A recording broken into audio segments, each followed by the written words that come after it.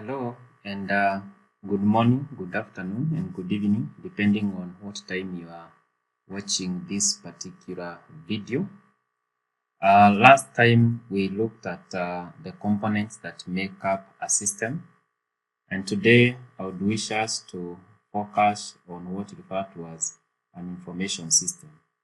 And we are going to see what it is and how do we get to use it. When you are learning about the components that make up an information system, we say that we normally have what we refer to as the hardware. We normally have what we have to as software, data, processes, and people.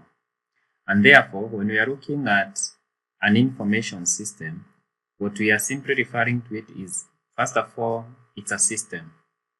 But now this type of a system is used for collecting, processing, storing, and distributing information.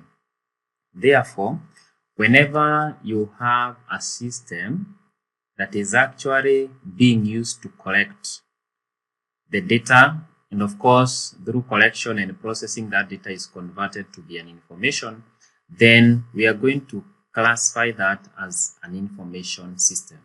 And the most important thing is that it's helping in decision-making operations. So some of the key elements that constitute in every information system is that there has to be a technology involved. It normally serves particular people. And of course, this is through the processes that it has. And ultimately, it has a goal of solving a business process.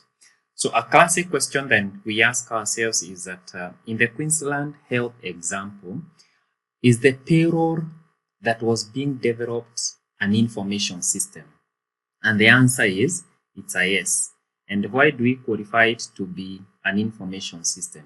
Because it was collecting data, and in this given case, it was collecting HR data, it was collecting attendance data, and as a result of that, it would actually use that particular data, the HR and the attendance data, to be in a position to generate the payroll for the particular people.